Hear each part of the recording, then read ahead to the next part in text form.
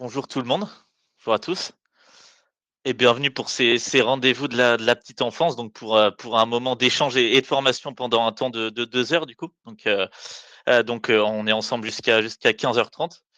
On va pouvoir démarrer sur ce temps d'échange. Donc avant de commencer et puis de nous présenter un peu les différents, moments d'échange qu'il y aura pendant ces 2 heures, donc qui seront, différents temps d'échange qui seront animés par moi et puis par Sébastien. Pour la partie, sociale. Avant cela, je vais commencer par une petite présentation donc de FIC Expertise et puis, ensuite on attaquera les différents points, à voir. Au niveau donc de FIC Expertise, donc pour repasser rapidement sur l'histoire, on a la constitution du service comptable en 67, passage en format associatif en 1993, puis en société d'expertise comptable 10 ans après, donc en 2003. Et donc, aujourd'hui, FIC Expertise, c'est plus de 50 années de relations clients, 7 agences de proximité dans toute la France et puis, 85 collaborateurs donc qui sont à vos services. Et donc j'ai oublié de préciser, mais donc FIC Expertise est spécialisée dans le domaine de l'éducation, donc allant notamment de la petite enfance jusqu'à études, supérieures avec, beaucoup de suivi de structures privées, sous contrat ou hors contrat avec l'État donc au niveau, donc suivi de dossiers associatifs, dans l'éducation sur un périmètre assez large. Pour rentrer un petit peu plus dans le détail, de qui nous sommes, c'est aujourd'hui, c'est 850 entités accompagnées. Donc au niveau de la comptabilité, c'est 4 experts comptables et une soixantaine de collaborateurs et puis spécifiquement, pour la petite enfance, donc on a un suivi dédié à ce secteur avec une multitude de dossiers qui nous permet d'avoir du recul sur ce secteur et puis, l'utilisation également de logiciels métiers, donc comme Mico ou Opticrèche, que vous devez, connaître.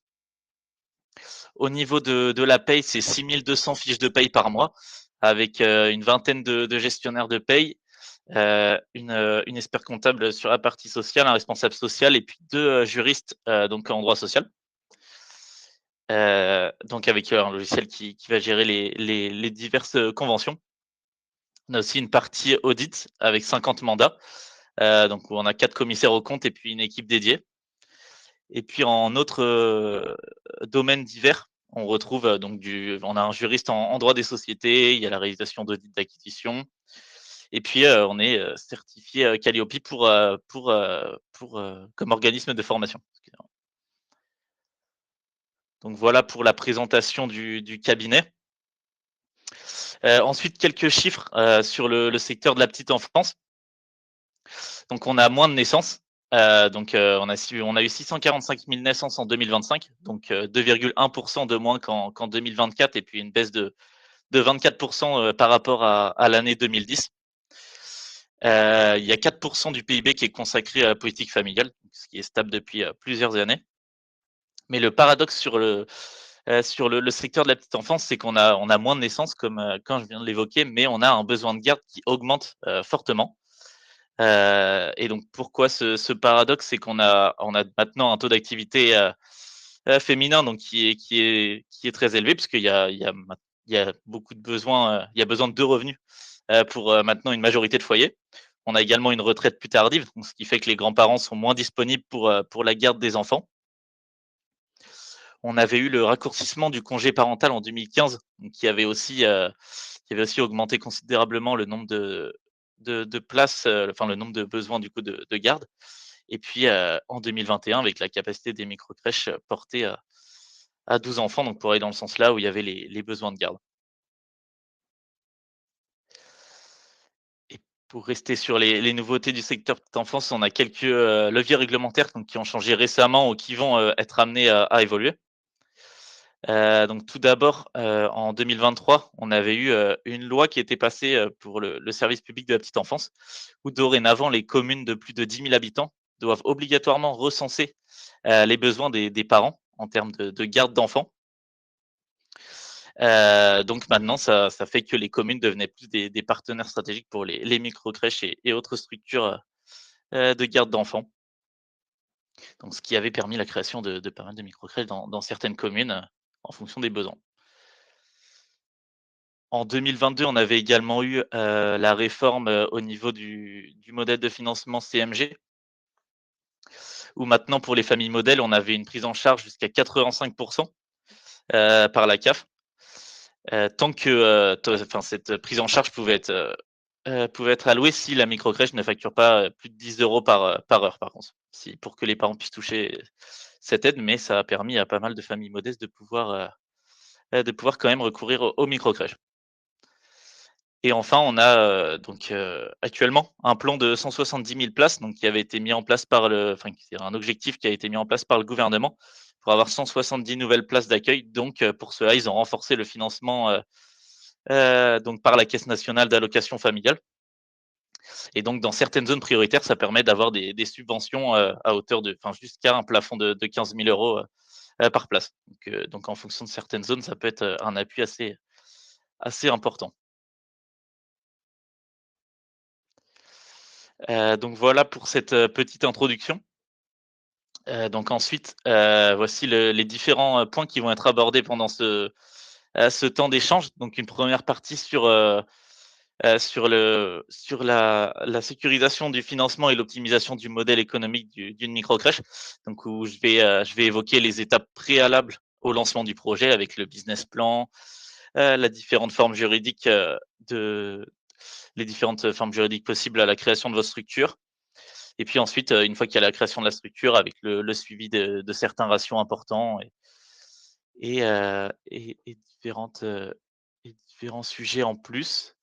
Dans la deuxième partie, donc qui va être animée par Sébastien, donc il va évoquer les clés d'une politique RH innovante et rentable en microcrèche avec, les nouveautés au niveau de la convention collective, essayer de fidéliser ses salariés sans exploser son budget de masse salariale, l'intéressement, les chèques cadeaux, la gestion des absences ainsi que la marque employeur.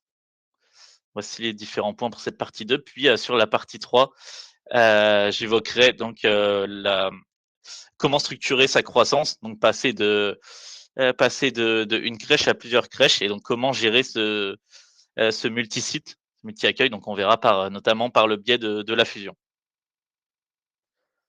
Voilà pour le programme. Donc tout d'abord, donc en partie 1, donc de la création à la rentabilité.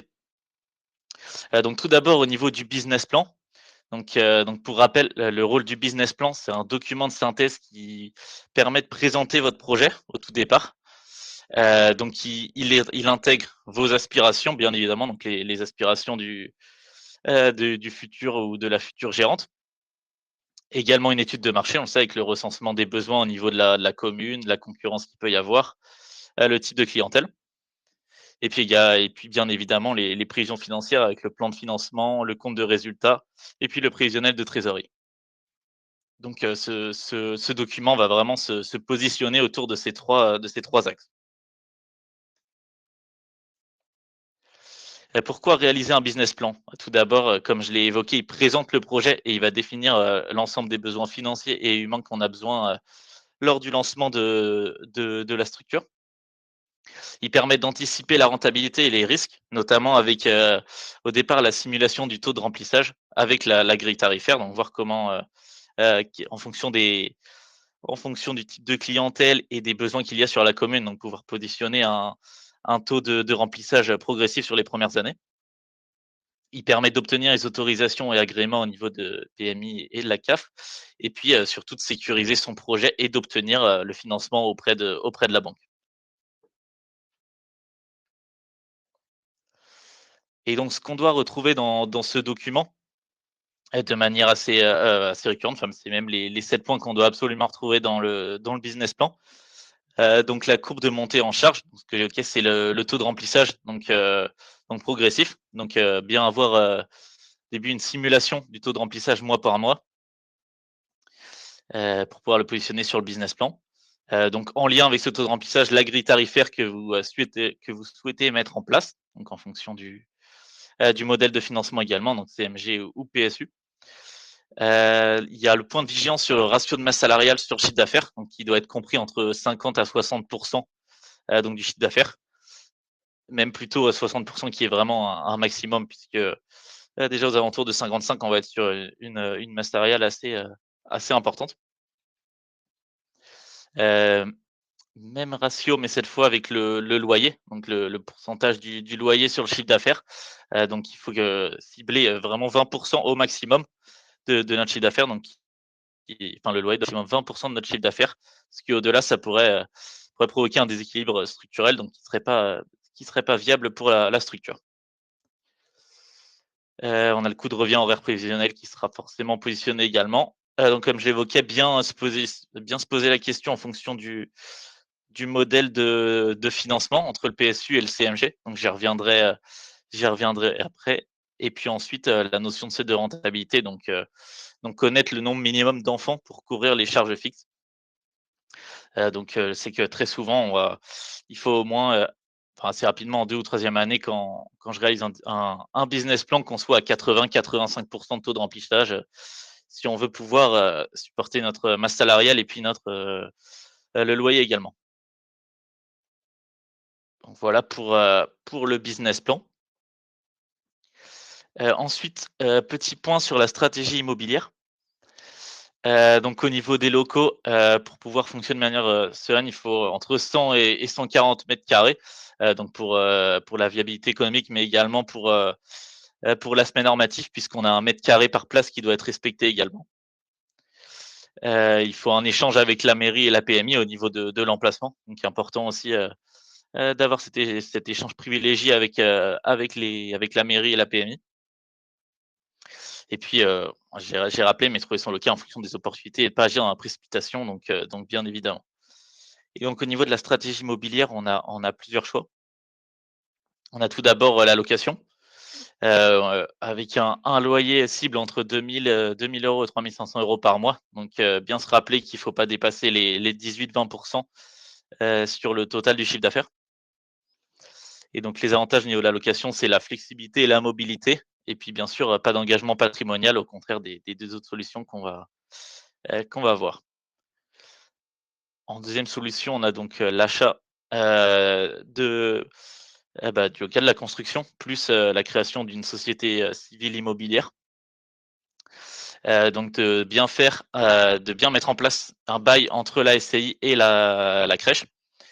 Et donc cette option, elle permet de sécuriser le patrimoine, et elle est intéressante dans le cas où l'annuité bancaire est inférieure, au loyer qu'on voit sur le marché, de votre commune ou de votre département, en tout cas autour du périmètre où vous souhaitez vous installer. Et on a ensuite l'option à construction. Donc il faut prévoir un coût entre 12 000 à 25 000 € par place. Je rappelle qu'il y a les mètres carrés recommandés, par place également, et puis après on a le délai de la construction à attendre. Et donc si je fais un petit focus sur les deux dernières solutions, donc soit l'achat, soit la construction. On recommande la création d'une société civile immobilière pour sécuriser, donc les murs de la construction, donc tout ce qui est bâtiment, et puis ensuite de rédiger un bail entre la SCI propriétaire et la structure de microcrèche, donc soit sous forme de société par action simplifiée, ou soit sous forme de URL ou autre. Et donc, comme on le voit sur le schéma, donc ce sera la microcrèche, donc qui va verser des loyers à la SCI propriétaire, qui ensuite va pouvoir, payer les annuités, d'emprunt auprès de la banque.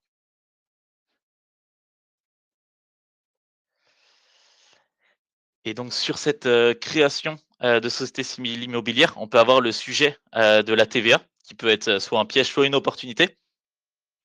Mais c'est un calcul qui doit être fait, bien en amont, donc au moment justement du business plan très souvent, puisque une fois que cette option est prise, elle est engageable pour 10 ans. Donc il faut bien faire le calcul avant de se lancer sur cette option. Et donc j'ai mis un petit exemple chiffré, voir si, dans cet exemple, l'option à TVA est une opportunité ou un piège. Et donc on voit que là, avec une construction, donc pour 250 000 hors taxes, on va récupérer au départ 50 000 € de TVA. Mais si on a un loyer mensuel qui est à 3 500 € par mois, donc ce qui fait 700 € par mois de TVA, ça nous fera 8 400 € par an. Et donc vu que c'est sur 10 ans, ça fera 84 000 €. Donc on voit qu'on est perdant de 34 000 € puisqu'on a obtenu 50 000 € de TVA au départ, mais au final sur 10 ans, on va en payer 84 000 €. donc ce qui nous fait, moins 34 000 au bout des 10 ans. Donc un projet à 334 000 €, alors que sans l'option à la TVA, on va être sur un TTC de 300 000 €, mais pas de frais supplémentaires sur les 10 ans, donc ce qui fait, 300 000 €, donc un gain de 34 000 €, sans avoir opté pour la TVA. Donc c'est un calcul qui est à faire vraiment, vraiment en amont, puisqu'il peut être intéressant dans quand même, pas mal de situations en fonction du montant de votre loyer.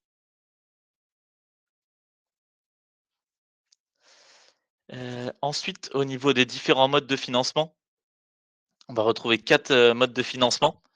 Donc, tout d'abord l'emprunt bancaire, donc qui représente une grosse partie du projet, souvent, 70 à 80. Donc comme j'ai dit, c'est le business plan qui va permettre de l'obtenir. On va avoir des taux maintenant qui sont, j'ai mis taux entre 3,5 et 4, mais plus proche de 4, et ça va être sur 15 ans ou 20 ans en fonction du choix de la banque.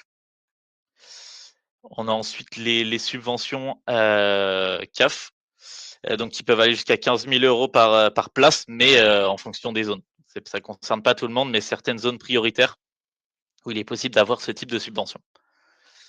Ensuite, des subventions des collectivités, donc par la commune, le conseil départemental. Donc pareil, ça va pas concerner tout le monde, mais dépendre de la politique locale.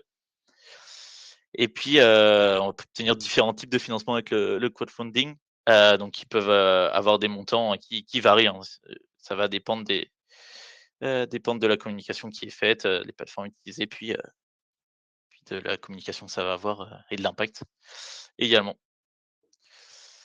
Je ne l'ai pas évoqué dans ce cas, mais il est également possible d'avoir, à la création de notre structure, des prêts d'honneur auprès de la BPI, souvent. Donc ça peut être des enveloppes de 5 000, 10 000, voire même 15 000 que j'ai déjà vu, mais plutôt entre 5 et 10 000. Donc il y a ça aussi, qui peut être à aller chercher, au départ du projet. Ensuite, un petit point, sur la partie juridique. Tout d'abord, rappel sur les différentes formes juridiques. Donc on a d'un côté les sociétés de capitaux, avec la société anonyme, la société à responsabilité limitée ou la société par action simplifiée, donc qui sont constituées par un apport en capitaux dont, la valeur est la limite de l'engagement des associés personnes physiques ou morales souscripteurs, et donc souvent ces sociétés sont à l'impôt sur les sociétés. On a ensuite ce qu'on appelle les sociétés de personnes, avec notamment les sociétés civiles et la société civile immobilière qu'on a évoquée, précédemment. Donc qui sont constituées entre des personnes, physiques ou morales, dont l'engagement, des associés est illimité, et donc on peut avoir des sociétés, ce type de société, soit à l'impôt sur le revenu, soit à l'impôt sur les sociétés. Et enfin, on retrouve les associations, donc qui ne sont pas, assimilables aux sociétés puisqu'elles n'ont pas, cet objectif de partage des bénéfices.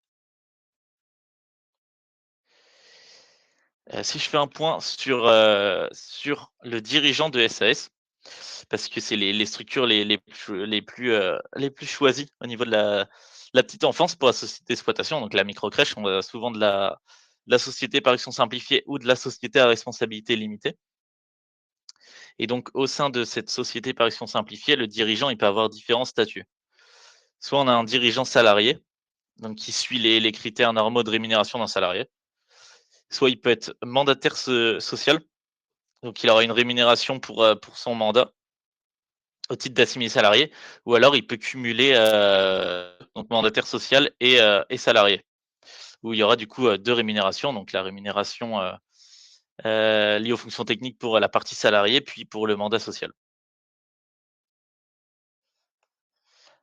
Au niveau de la société à responsabilité limitée, on aura différents statuts également pour le gérant.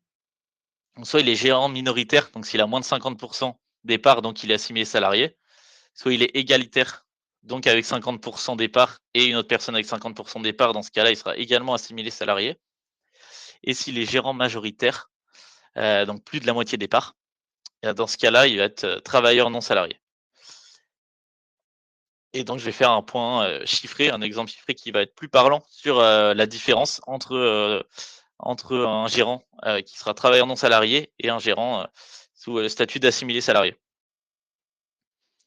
Donc si je prends un exemple avec un dirigeant qui veut, une rémunération de 2 000 € net par mois, En travailleur non salarié, ça fera des charges sociales à hauteur de 900 € par mois, alors qu'en assimilé salarié, ça fera du 1 400 € par mois, donc ce qui fait une économie de 6 000 € par an en travailleur non salarié. Donc ce qui fait une différence conséquente avec une protection moindre, mais l'astuce ou la recommandation qu'on a, c'est qu'en travailleur non salarié, si vous pouvez souscrire une prévoyance Madelin en plus, donc pour avoir une protection, complémentaire et donc ce qui fera toujours un coût inférieur, au statut de gérance sous assimilé salarié. Ce qui permettra toujours d'avoir une économie au niveau des charges sociales.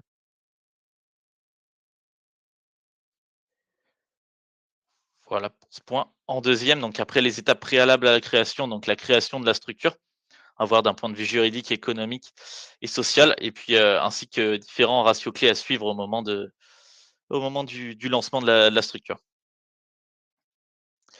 Donc tout d'abord, une petite liste au moment de la création de sa structure. Au moment du dépôt du dossier d'agrément au service départemental de la PMI. Donc la différente liste des informations qu'il faut transmettre, donc sur les locaux, l'étude de marché, le projet de statut, mode de financement, budget de fonctionnement et puis le justificatif d'adresse. Ensuite, il y aura l'autorisation du président du conseil général. Il faut respecter les conditions d'encadrement et diplômes requis et puis ensuite, la nomination d'un référent technique, au niveau de la structure.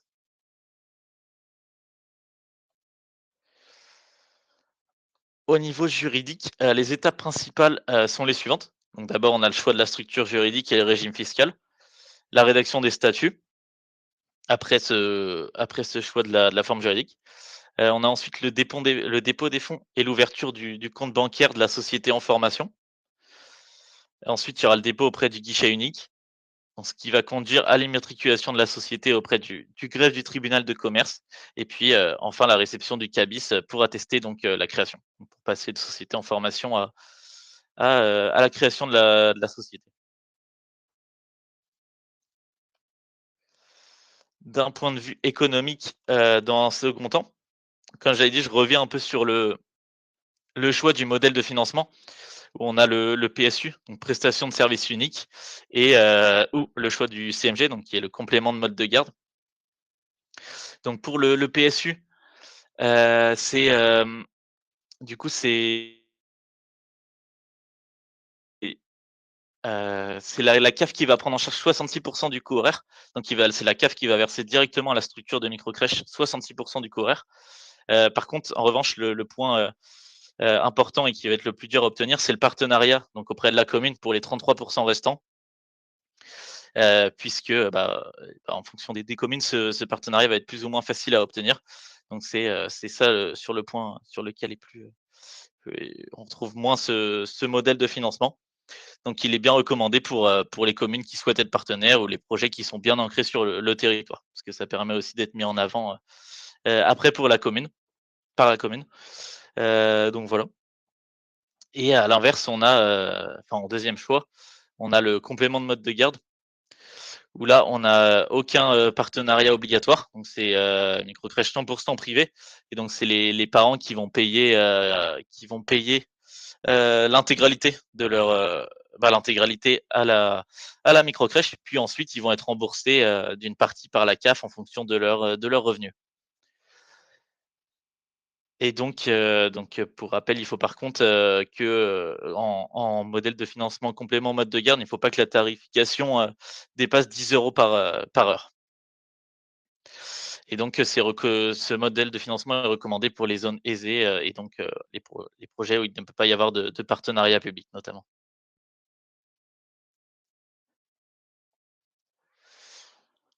Ensuite, un petit tableau de bord avec différents indicateurs à suivre, donc les indicateurs, entre guillemets, «de survie» ou en tout cas les principaux, qui concernent les principales charges qu'on retrouvera dans la structure de microcrèche. Donc tout d'abord le ratio de masse salariale sur chiffre d'affaires qui doit être compris, entre 50 et 60. Donc on voit qu'en dessous de 55, on va être dans la zone verte, donc qui est la zone où le poids de notre masse salariale n'est pas trop important. pour la structure. Entre 55 et 60, on est dans la zone orange, puis, au-dessus de 60 zone, rouge, donc il va être compliqué à supporter, pour la structure. Et donc ce ratio, oui, ce pourcentage, il contient bien la rémunération du dirigeant. Donc il faut bien l'inclure dans ce ratio de masse salariale sur le chiffre d'affaires.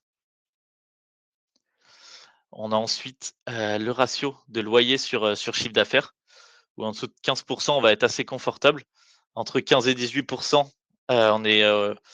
on est dans la zone orange, donc qui reste encore dans les normes, mais qui se rapproche d'un point important. Puis au-dessus de 18, ça va être pareil qu'au niveau de la masse salariale. Donc si on est dans cette zone rouge, c'est que le poids du loyer va être important pour la structure et difficilement, supportable. Le taux d'occupation que j'ai également évoqué au départ, où au-dessus de 85, on va être plutôt confortable puisqu'on obtiendra rarement un taux, au-dessus de 95, puisqu'on aura, des horaires différentes en fonction des enfants, des besoins des parents. Donc un taux, d'occupation au-dessus de 85 permet d'avoir un chiffre d'affaires, suffisant. Entre 70 et 85, on est plutôt dans la zone orange, puis en dessous de 70, là, ça va être plutôt sur les premières années, mais l'idée est d'arriver assez vite aux 80-85. Ensuite, on a le ratio d'excédent brut d'exploitation sur le chiffre d'affaires. Donc pour rappel, notre excédent brut d'exploitation, c'est vraiment notre, résultat au niveau de l'exploitation. Donc c'est-à-dire voir si le chiffre d'affaires de la microcrèche permet de faire face à ses charges courantes. Donc comme on a évoqué, la masse salariale, le loyer, le loyer, puis également, tout ce qui va être, entretien ou honoraires, donc vraiment les charges courantes. Et donc ce ratio, il va être confortable au-dessus de 15. Et donc, entre 8 et 15, on va être, dans les normes, et puis en dessous de 8, à surveiller. C'est-à-dire qu'on a peut-être justement soit notre masse salariale, soit notre loyer qui est trop élevé ou qui représente un poids du chiffre d'affaires trop important. On retrouve ensuite le coût de revient horaire, donc où voici les différents ratios, donc qui sont préconisés, donc pour se trouver dans les bonnes zones également. Et puis, l'investissement par place, donc ça va être plutôt, ce qu'on évoquait au niveau de la construction, où il faut, plutôt prévoir 15 000 € par place. Donc après, donc par place, et puis on sait qu'on doit être à un nombre d'enfants, donc de 12 en microcrèche. Voilà pour ce tableau de bord. J'ai ensuite un petit point sur la réduction, générale dégressive unique, la RGDU, donc qui est l'ancienne, réduction Fillon, qui a changé de nom là depuis le 1er janvier 2026. Et donc auparavant, la réduction, Fillon, elle permettait de réduire les cotisations, patronales jusqu'à une personne gagnant 1,6 fois le SMIC, et maintenant c'est jusqu'à 3 fois le SMIC. Et donc plus, le salaire est proche du SMIC, plus la réduction va être élevée, et puis à partir de 3 SMIC, elle devient donc nulle. Et donc j'ai mis des exemples, de réductions mensuelles sur les cotisations, donc avec, différentes tranches de salaire. Donc on voit que pour un SMIC, on a une réduction mensuelle de 730 €, donc ce qui fait une économie annuelle de 8 760 €, donc ce qui est vraiment un point important pour vos structures, puisqu'on sait que dans une microcrèche, on a des salaires qui sont assez proches du SMIC, ou alors qui vont être aux alentours de 2 000. Et donc on voit qu'à 2 000, on a 660 € de réduction mensuelle, et à 2 200, encore 580, et même encore, 400 € de réduction mensuelle jusqu'à, 2 800 €. Donc c'est vraiment un dispositif qui va permettre d'alléger les cotisations patronales, donc de votre structure. Donc voilà pour, ce petit point sur la RGDU. Et puis, également un petit point sur une autre réduction, donc qui est le crédit d'impôt frais de garde, donc qui permet d'avoir un crédit d'impôt donc à hauteur de 50 des frais de garde payés, hors domicile, donc pour les enfants de moins de 6 ans, donc avec un plafond tout de même, donc qui est de 3 500 € de dépenses, et donc 1 750 € par enfant. Donc qui va s'imputer directement sur la déclaration d'impôt, des parents. Et donc si je prends un petit exemple, heu, donc heu donc avec, un tarif de microcrèche donc qui est à 8 € par heure et si on a 200 heures par an, ça va faire 1 600 € de frais et donc avec ce crédit d'impôt, à hauteur de 50, ça va diminuer ces frais de 1 600 à 800 €. Donc ce qui fait un coût réel de la famille de seulement, entre gui de 800 € par an, donc 67 € par mois. Donc contrairement au double avant ce crédit d'impôt. En tout cas, c'est un argument de vente, assez important et un argument, qui peut être mis en avant, pour être, attractif auprès des parents. Voilà pour cette première partie. Je vais laisser, Sébastien du coup continuer sur la deuxième partie. Merci beaucoup Lilian pour ta présentation. On va s'intéresser aujourd'hui, hein, sur un point qui est primordial, pour vos structures. On sait que les métiers du care, hein, on les nomine comme ça, sont des métiers en tension. Il est difficile d'attirer, de nouvelles personnes pour être salariés dans vos structures. Il est surtout aussi difficile, de les conserver, parce qu'étant donné qu'on est dans un métier en tension, hein, le débauchage est de plus en plus aisé. Donc l'objectif de cette présentation, c'est de savoir comment est-ce qu'on peut attirer, motiver et surtout fidéliser, vos collaborateurs, tout en n'explosant pas la masse salariale. Comme Nilan l'a expliqué, hein, la masse salariale, c'est 55 à 60 heu, de vos finances, hein, pour le coup et avec les augmentations du SMIC, hein, les dernières récentes et notamment celle qui va intervenir à partir du 1er juin, je le rappelle, un 29 centimes de l'heure pour l'augmentation du SMIC, brut évidemment, mais ça fait, ça pèse dans les finances, hein. Si on se base sur un temps plein, 29 centimes par heure, ça représente 44 € brut par mois. Si vous multipliez ça par 5 et que vous le multipliez par an, ça peut facilement faire 2 mois de salaire et donc augmenter votre masse salariale. Sur le sommaire de la présentation, hein, sur le droit social. Premièrement, je pense que c'est important de faire un rappel sur les nouveautés de la convention collective. Alors ici, je me positionnerai uniquement sur les crèches et micro-crèches sous forme de société. Comme Lilian l'a expliqué, hein, la majeure partie des gestionnaires de crèches choisissent le statut d'SAS. Les crèches associatives seront sur une autre convention collective et les crèches municipales, sont gérées par les mairies. Donc ici, on se concentrera uniquement sur les crèches sous forme de société. Le deuxième point, fidéliser sans exploser la grille salariale, c'est ce que je vous ai dit juste avant, sur le point de considérer que la masse salariale, c'est d'abord déjà maintenant, hein, votre plus gros sujet et votre plus grosse dépense. L'objectif, c'est de fidéliser sur un métier en tension sans augmenter encore cette dépense, qui représente quasiment 2 tiers de vos finances. Le troisième point, ça va être globalement, les aspects financiers qui vous compteront moins, qu'une augmentation, brute, normale, sur l'intéressement, les chèques cadeaux et les autres avantages. Comment, hein, déduire de vos frais? Est-ce qu'on a des réductions, hein, vis-à-vis des cotisations, au niveau de l'URSSAF? Le quatrième point, encore très important et qui rejoint cette logique de métier en tension, la gestion des absences. Potentiellement beaucoup d'absences dans vos structures, potentiellement des difficultés à remplacer surtout.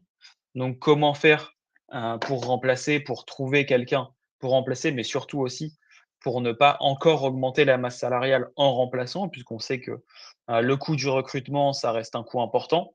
Les CDD, il faut savoir les traiter, il faut, ne pas engager de risque sur une requalification en CDI au prud'homme et il ne faut pas oublier qu'on a de la précarité, donc 10 de la rémunération perçue sur la totalité du contrat.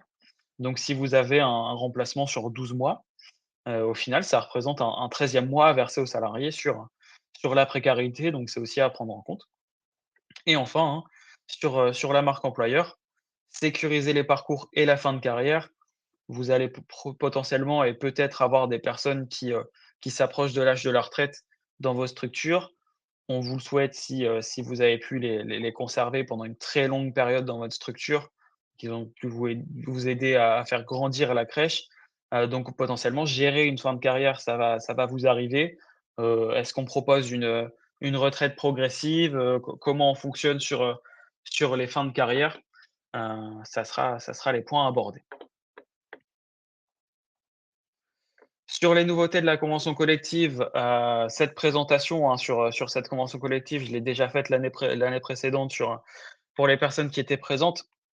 La chose qui est importante à savoir sur cette convention collective des entreprises de services à la personne, c'est que le gouvernement et les partenaires sociaux ont décidé d'étendre le champ d'application pour y faire entrer, les crèches et microcrèches. Vous le voyez, hein, sur la slide. En 2023, le champ d'application a été étendu donc aux entreprises dont l'activité principale est la prestation ou la délivrance de services à la personne, ça nous intéresse pas vraiment, ou l'accueil collectif des enfants de moins de 6 ans, on voit qu'on tombe parfaitement dedans. Et enfin en 2026, 2025 d'ailleurs, pardon, heu, le champ d'application et surtout, l'avenant qui modifiait le champ d'application a été étendu. Étendu, c'est un terme un peu barbare, hein, mais ça signifie simplement qu'on le rend obligatoire à toutes les structures qui entrent dans le champ d'application. Et donc c'est rendu cette convention collective, vous êtes tenu de l'appliquer et obligé de l'appliquer, depuis maintenant quasiment 1 an. Sur le reste, donc c'est important de savoir que vous n'avez pas à appliquer uniquement le code du travail, mais que vous devez aussi coupler ces obligations et ces obligations avec la convention collective qui viennent s'ajouter, heu, au code du travail. Et ensuite, tous les avenants qui seront étendus par la suite de cette convention collective vous seront obligatoires. On a eu un exemple, hein, récemment sur, la prévoyance. Alors, dans le code du travail, hein, l'exemple est tout simple. Dans le code du travail, heu, la prévoyance est obligatoire uniquement pour les salariés qui bénéficient du statut cadre. Ici, la convention collective, elle vient vous ajouter une obligation supplémentaire qui est celle de prévoir la prévoyance pour tous vos salariés, peu importe leur statut. On voit bien qu'on ajoute les obligations du code du travail et les obligations de la convention collective qui viennent donc, se cumuler et prévoir une obligation de prévoyance pour tous les salariés. Histoire d'avoir l'esprit un peu clair, hein, qu'est-ce que la prévoyance? Ben, globalement, c'est, accident de la route, accident domestique ou accident professionnel, maladie grave ou décès, hein, les pires événements de la vie. Il faut y penser forcément et il faut aussi, pouvoir assurer une compensation des revenus en cas de perte de revenus qui résulterait potentiellement, d'une maladie grave qui empêcherait de travailler. La prévoyance, elle va venir prendre le relais, dans ces cas ici, hein. L'objet, c'est vraiment de la prévoyance, c'est vraiment de protéger le salarié en cas d'accident ou de maladie et c'est le point qui est évoqué aussi pour, Lilian sur les gestionnaires. Est-ce qu'on se met TNS pour avoir la prévoyance ou est-ce qu'on choisit plutôt une prévoyance loi Madelin?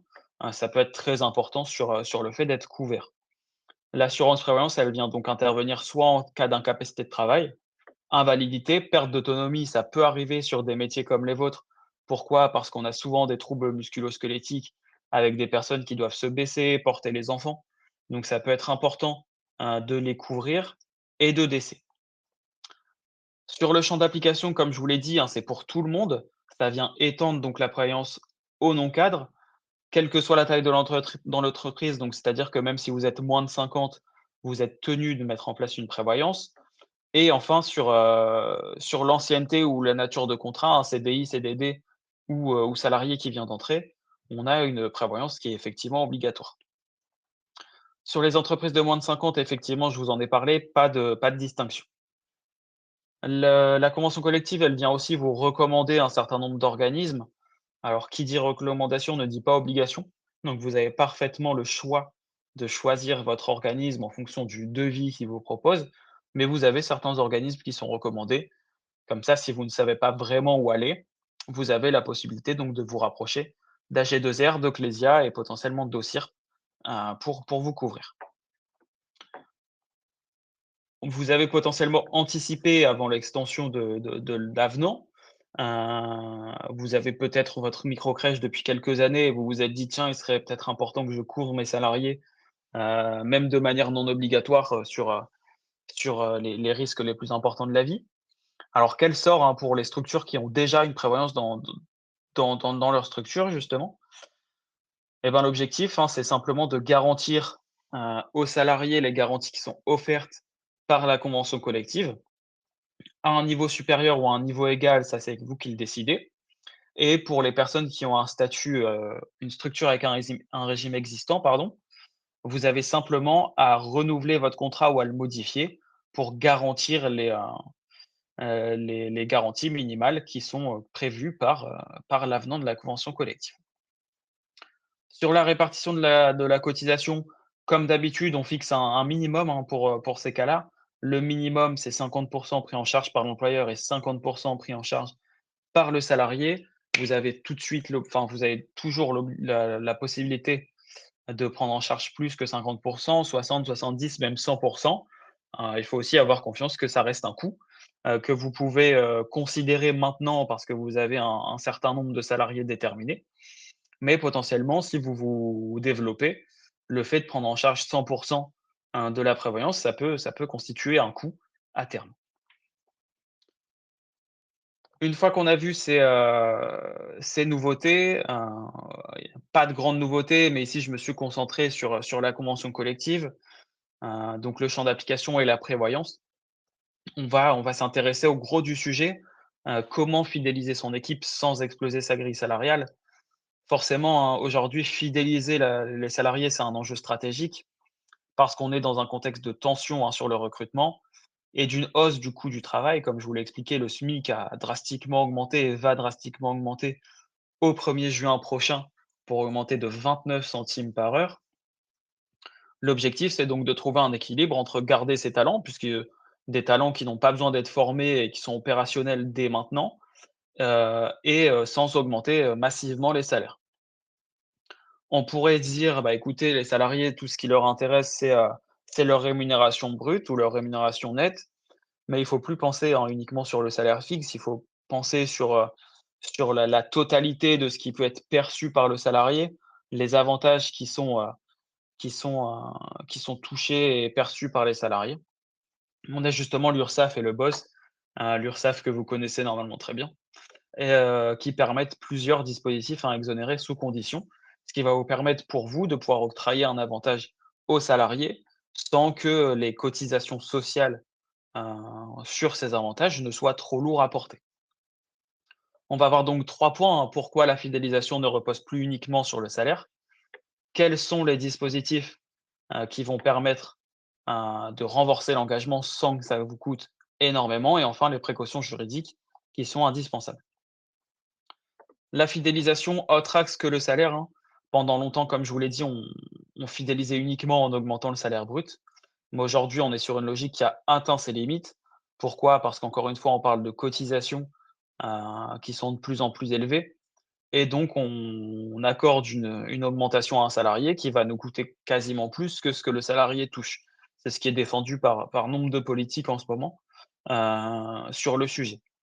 Donc les nouvelles attentes des salariés, elles passent par d'autres billets que les billets financiers, davantage de flexibilité, un meilleur équilibre vie pro, vie perso, de la reconnaissance et des avantages concrets au quotidien. Moi, il y a un sujet que j'adore, hein, c'est l'aménagement du temps de travail qui est un atout flexibilité, qui n'est pas à négliger et vous avez la possibilité de le mettre en place de manière facilitée dans vos structures, via DUE. C'est-à-dire que vous allez simplement rédiger un document, heu, uniquement avec vos souhaits et vous allez l'appliquer simplement en informant les salariés que ça sera appliqué. Ici, c'est assez simple. Pour comprendre le concept de l'aménagement du temps de travail, il faut connaître le prisme, hein. Actuellement, le temps de travail se décompte à la semaine. Il faut sortir de ce prisme et il faut se dire qu'en aménagement du temps de travail, le temps de travail se décompte à l'année. L'énorme problématique du temps de travail décompté à la semaine, c'est qu'un salarié va travailler 35 heures toutes les semaines, indépendamment des besoins, qu'on a de lui. C'est-à-dire que les semaines où vous aurez besoin de lui 35, 38, 40 heures, vous paierez des heures supplémentaires. Les semaines où vous aurez moins de présence d'enfants, et ben, le salarié va venir 35 heures, vous allez le rémunérer 35 heures, alors que si vous aviez pu, diminuer son temps de travail à 15-20 heures, ça aurait parfaitement répondu à vos besoins. L'objectif de cet aménagement du temps de travail, c'est d'avoir donc un temps de travail qui sera décompté sur l'année et plus sur la semaine. Ça permet donc de prendre en compte les périodes de forte et les périodes de faible activité et de les lisser. Donc même pour le salarié, c'est plutôt pas mal parce qu'il va avoir une rémunération lissée tout au long de l'année. Il va pas avoir des gros gaps de rémunération entre le mois où il a travaillé beaucoup et par exemple le mois de décembre où, la crèche est fermée 2 semaines et là dans ce cas-là, il va toucher que 2 semaines de salaire, c'est pas du tout le cas. Pour vous, ça présente 2 avantages, plutôt énormes, hein. Le fait de baisser potentiellement le coût lié aux majorations d'heures. Forcément, hein, si vous restez dans le quota fixé annuellement, on n'a pas d'heures supplémentaires ni d'heures complémentaires. Mais vous allez aussi pouvoir utiliser les heures des salariés uniquement sur des périodes où le besoin se fait sentir. Donc vous allez avoir 2 avantages, un financier, un organisationnel. Et de leur côté, hein, les salariés, ils vont avoir cette flexibilité, potentiellement avoir des semaines où ils travailleront 4 jours, 3 jours et demi, parce que ce sera le besoin que vous aurez et d'autres jours où ils vont travailler 5 jours, voire des grosses journées où encore une fois, ça répondra à vos besoins, mais eux verront que, ça sera compensé par du repos. L'exemple concret, hein, d'aménagement du temps de travail, c'est pas un calcul barbare. On travaille grossièrement 1 607 heures par an en prenant la journée de solidarité. Ça, c'est du temps de travail effectif. Ici, vous avez besoin que de 1 500 heures sur l'année. Peu importe si certaines semaines, le salarié fait 0 heure ou la semaine suivante 40. Ici, on se base uniquement sur le temps de travail annuel et on va simplement faire la méthode de calcul qui est appliquée ici, qu'on va diviser par 12 et ça nous donne ce qu'on doit rémunérer chaque mois. C'est-à-dire que le salarié va être rémunéré aux alentours de 142 heures tous les mois, indépendamment qu'il travaille 80 heures ou 180.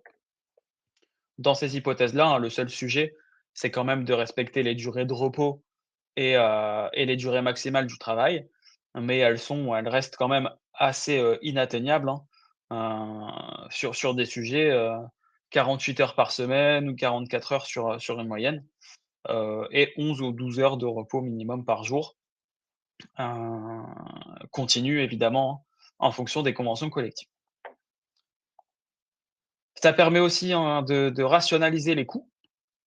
Pourquoi rationaliser les coûts, hein? Parce que comme je vous l'ai dit, on vient pallier aux pics et aux creux d'activité et aux remplacements sans surcoût immédiat. Les remplacements, on l'évoquera plus tard, hein, sur la dernière partie.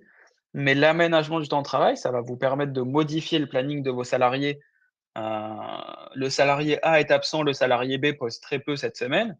Vous allez ajouter du temps de travail au salarié B sur cette semaine et vous allez lui dire: «Bah, écoute, la semaine suivante, tu travailleras moins parce que j'aurai moins besoin de toi si la personne revient». Et dans ces hypothèses-là, vous allez pouvoir, un, assurer le remplacement sans complexité et 2, assurer le remplacement sans surcoût. Il faut juste avoir en tête, hein, que dans ces hypothèses-là, les salariés qui sont malades ne doivent pas rattraper leurs heures. C'est-à-dire que si vous avez un salarié malade et vous augmentez son temps de travail sur les périodes suivantes, là, effectivement, hein, ça sera des heures supplémentaires. Par contre, si vous avez un salarié qui est pas malade, qui vient faire un remplacement, et que la semaine suivante, vous décidez de lui octroyer 2 jours de «repos» entre guillemets, 2 jours à 0 heure. À partir du moment où vous restez sur les 1 500 heures qu'on a pris en exemple, annuel, on n'a pas de surcoût.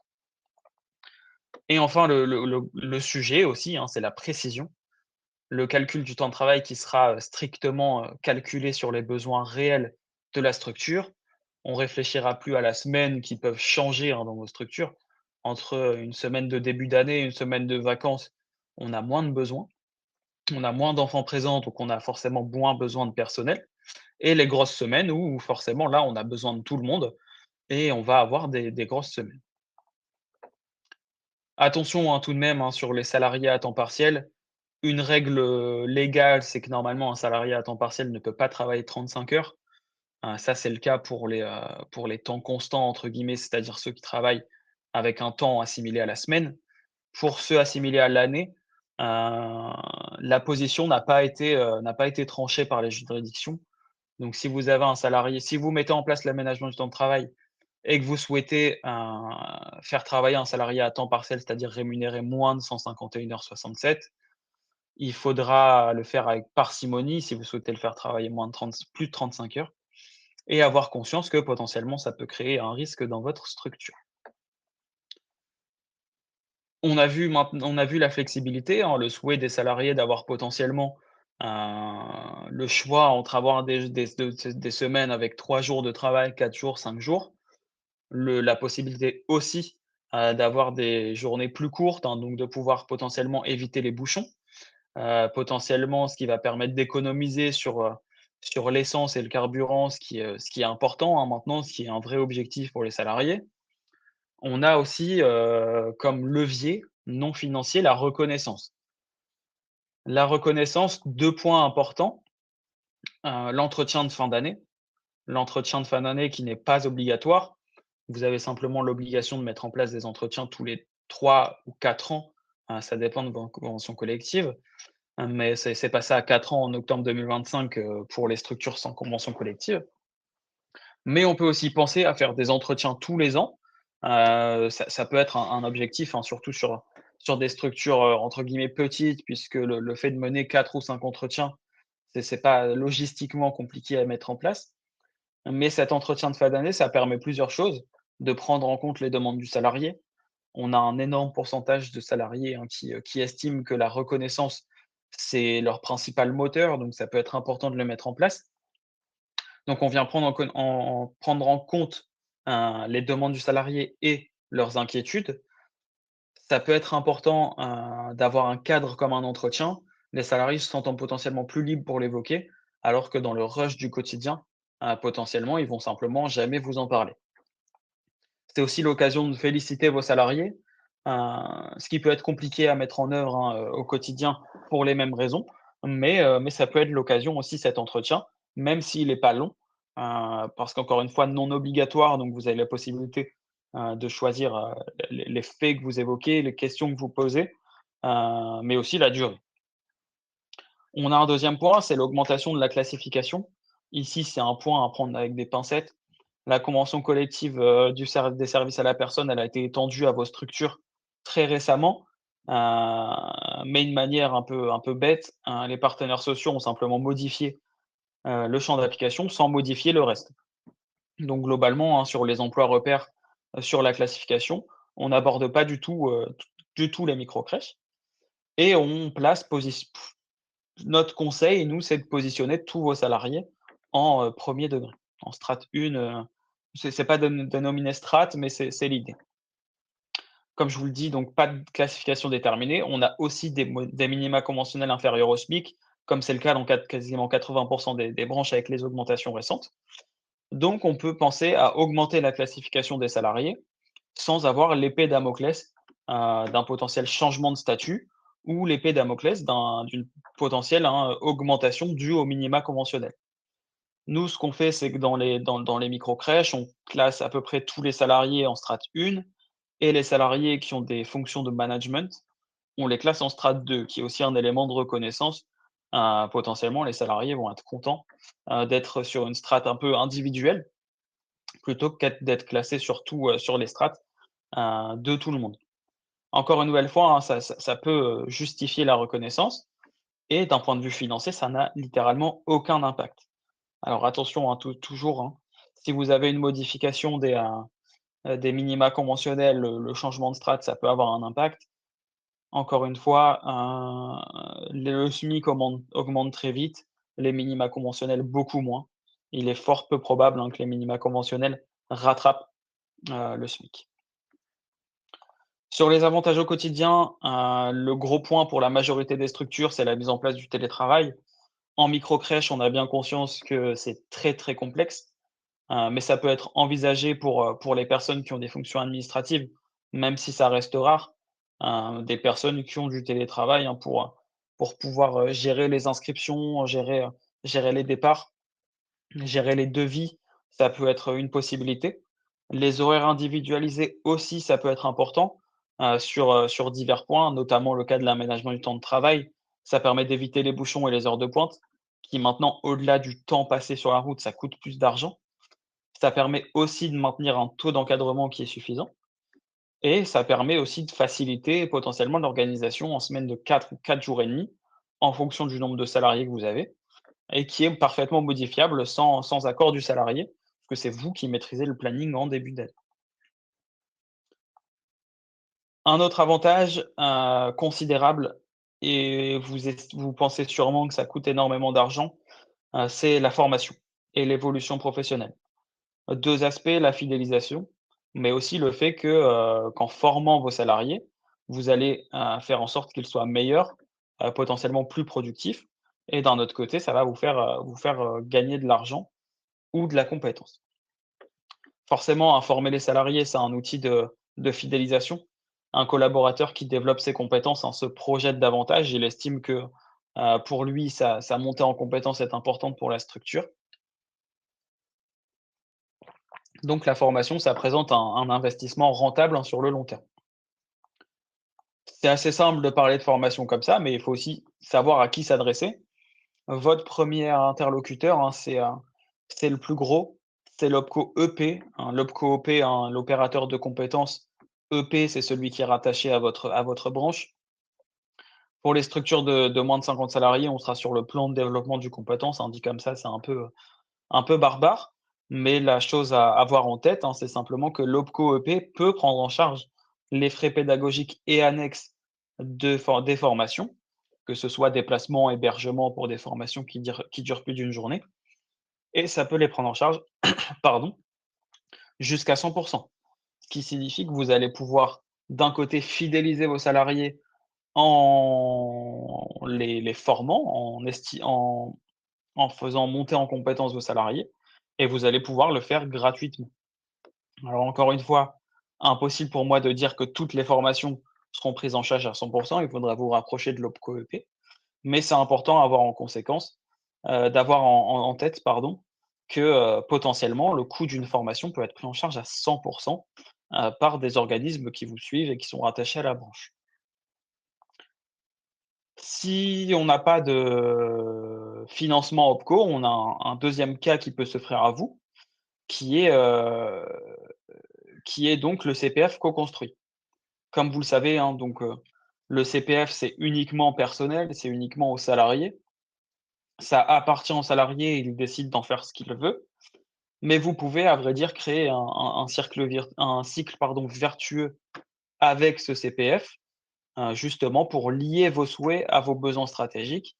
C'est-à-dire que si un salarié manifeste l'intérêt d'une formation, vous pouvez y trouver un intérêt commun et lui proposer de financer le reste de sa formation.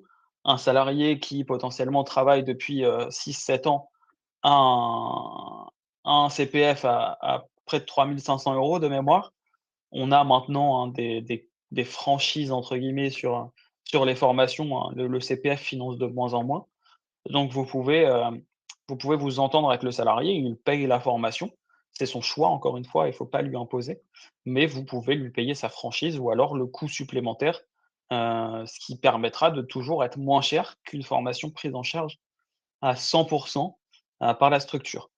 Donc l'objectif, c'est vraiment de comparer l'OPCO EP, vous renseigner auprès de l'OPCO EP pour voir ce qu'il en est au niveau du financement et si le financement OPCO EP n'est pas suffisant, potentiellement voir avec le salarié s'il a l'intention d'utiliser son CPF et potentiellement financer une partie de cette formation, choisie par le salarié. Maintenant qu'on a parlé, de comment former les salariés, il faut aussi avoir comment former, le futur. Former le futur, c'est former les alternants. Il faut toujours avoir en tête que l'alternance, c'est un très bon outil, pour former de futurs salariés, mais les alternants ne sont pas des salariés. Il faut avoir en tête que les alternants sont en cours d'apprentissage, donc ils doivent être encadrés et ils ne doivent pas être considérés comme une main-d'œuvre, «moins chère» entre guillemets. L'alternance, c'est vraiment l'outil ultime, hein, ça vous permet de former, de fidéliser, et de garder donc des salariés plus longtemps, dans votre structure et ça permet aussi, d'avoir, une, main-d'œuvre, le terme n'est pas le bon, mais d'avoir une personne supplémentaire, à un coût, moins élevé. Sur l'intégration, hein, comme je vous l'ai dit, c'est un meilleur moyen d'intégrer durablement de nouveaux salariés. Sur la prise en charge, encore une fois, rapprochez-vous de votre OPCO, pour savoir s'il finance tout ou partie des coûts de formation de l'alternant. Alors ça dépend des niveaux de prise en charge, hein, ça dépend des branches. On a la perception d'aide de l'État, hein, vous le verrez ensuite. Je vous ai mis les tableaux, hein, sur, sur le support, qui ont été renouvelés, certes difficilement, mais qui ont été renouvelés pour l'année 2026. Et en bonus, on a des potentielles exonérations, de charges sociales patronales sur les rémunérations des apprentis.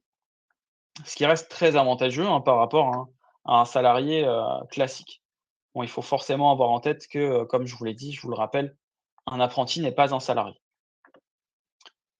On a eu un décret, on a eu beaucoup de pourparlers, hein, sur les, comment dirais-je? Sur les aides, à l'apprentissage. On a eu énormément de difficultés à renouveler ces aides à l'apprentissage. On connaît l'instabilité politique dans le pays actuellement. Forcément, ça a un impact sur le sujet. On a énormément d'aides qui dépendent de la taille de structure, mais on reste globalement sous les moins de 250 salariés, donc vous êtes globalement tous, sous ce point. Ça dépend aussi de l'âge, de vos apprentis et de vos alternants.